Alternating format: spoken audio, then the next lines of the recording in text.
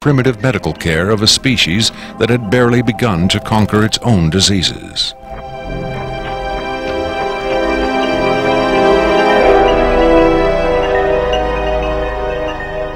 But as we will hear, there are those who claim that to the aliens, death is not a final end to be feared, but a mere transition. It was in the late 40s and early 50s that the U.S. government's policy toward UFOs was formulated. Publicly, there was Project Blue Book, which made a great show of gathering data on all the major UFO sightings, finally declaring them all to be hoaxes, mass hysteria, or swamp gas. But secretly, there may have been another policy at work.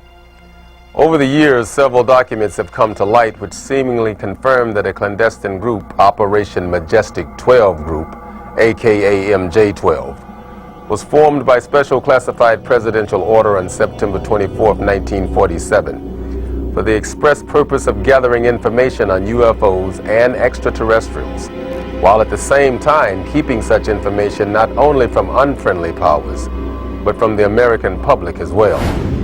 If indeed Area 51 has become the nation's repository for alien technology and possibly alien visitors, then the extra-constitutional justifications for such secrecy were developed in the MJ12 Group's planning sessions. James B. Forrestal, Secretary of Defense under President Harry Truman, is widely accused of being the mastermind behind the creation of MJ12. Once created, Majestic may have expanded its mandate beyond what Forrestal had intended. Whatever secrets Forrestal may have known concerning flying saucers and alien visitors, that knowledge died with him when in 1949 he mysteriously plunged to his death from a window at Bethesda Naval Hospital. Though he was being treated for depression, many UFO researchers doubt that his death was a suicide, and point to the sinister workings of the possibly mythical MJ12, which in their hypothesis may have been protecting its secrecy from a man who had come to believe the people had a right to know. As late as 1989, according to Bob Lazar, the identification badges at Area 51 read MAJ for Majestic. In December 1994, a document purporting to be the majestic12 Group Special Operations Manual was leaked to a noted UFO researcher. It contains the following directive under the heading Isolation and Custody. EBEs will be detained by whatever means are necessary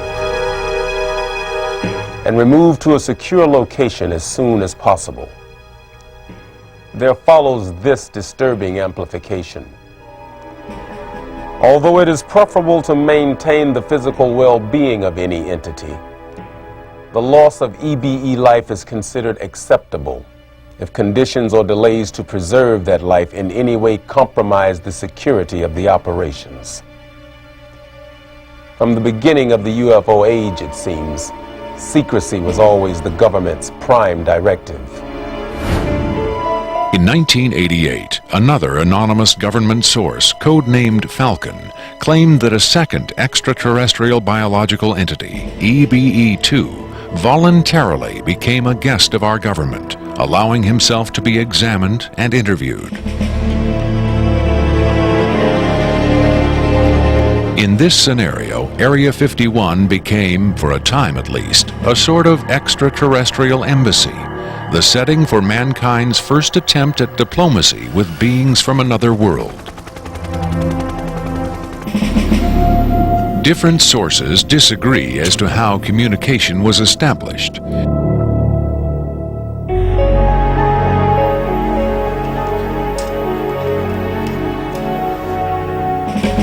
There is universal agreement that the EBEs are incapable or unwilling to speak human language.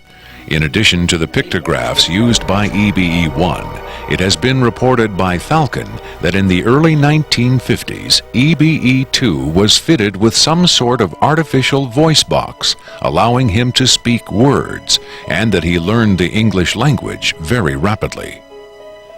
Other sources doubt this story, however. By our kind, do you mean we Americans? What has been reported most persistently is that the aliens communicate via thought projection, or telepathy. Would have been tortured, made to give up their secrets, instead of questioned in this friendly manner. We cannot be forced to communicate. Has it been tried? Not by us.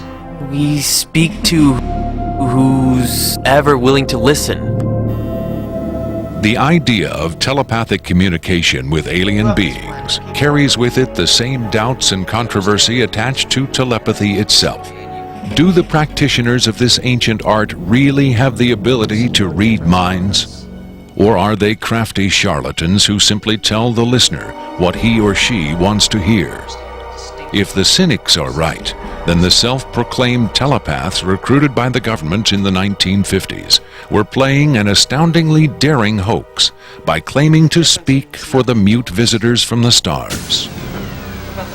Defenders of telepathy call this notion preposterous and point to the long history of government-funded research into mind reading as proof that their science has merit.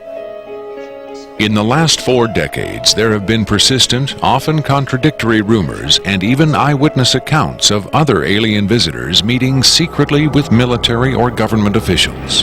But what about today? The Tester Corporation has recently come out with a model kit of Gray, the extraterrestrial life form, and a scale model of the so-called sport model, the UFO Bob Lazar says he studied at Area 51. This UFO kit has quickly become one of the most successful model kits in the history of the company.